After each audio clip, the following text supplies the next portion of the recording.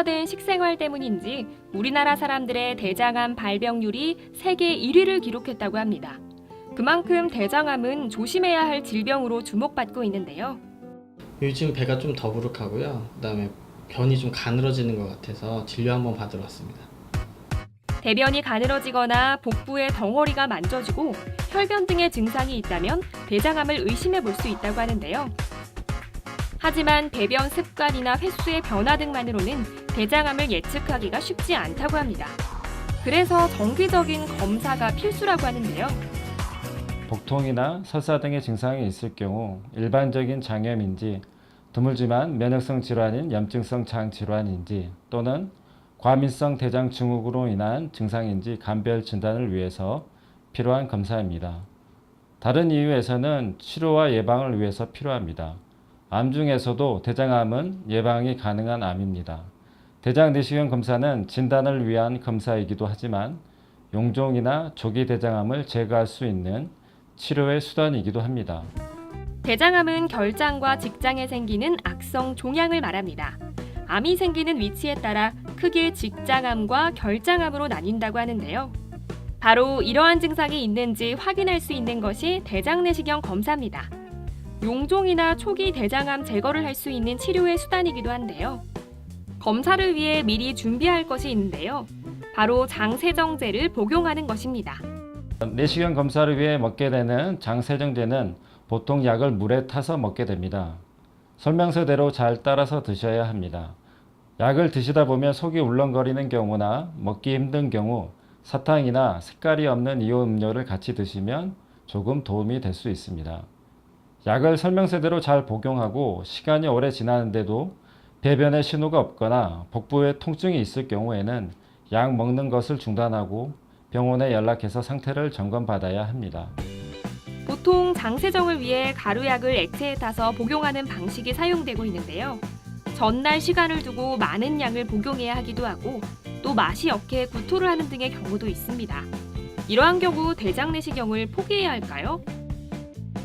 대장 내시경 검사를 받고는 싶어도 장세정제를 전혀 드시지 못하여 검사를 하지 못하시는 분들이 드물지 않게 있습니다. 이러한 분들에게는 설사약 먹지 않는 당일 대장 내시경 검사를 권유해 드립니다.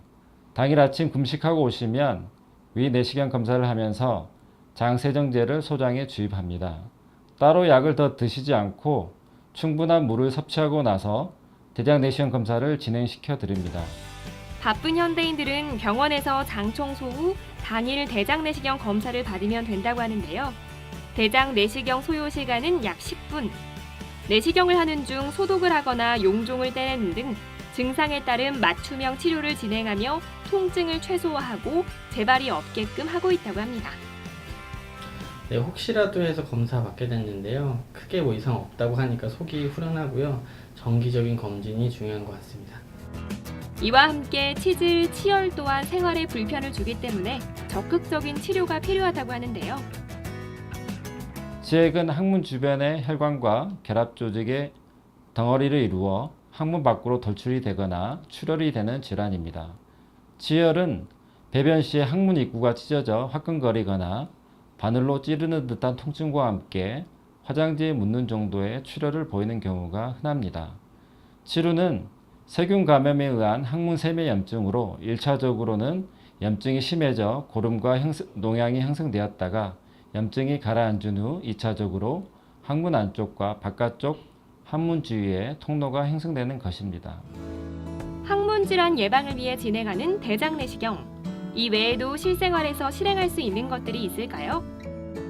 소고기, 돼지고기 등의 붉은 육류와 햄, 소세지, 베이컨 등의 가공육 섭취를 줄이고 밀, 쌀, 귀리, 옥수수 등의 전곡과 과일, 채소 등의 식이섬유와 생선 등의 섭취를 권장합니다.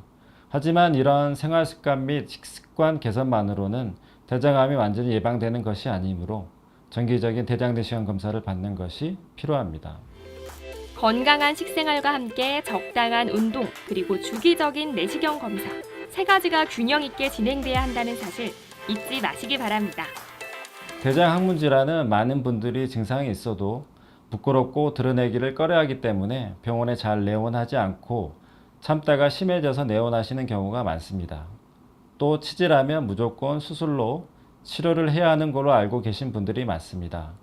실제로 치질로 내원하신 분들 중에 수술이 필요한 분들은 20%도 되지 않습니다.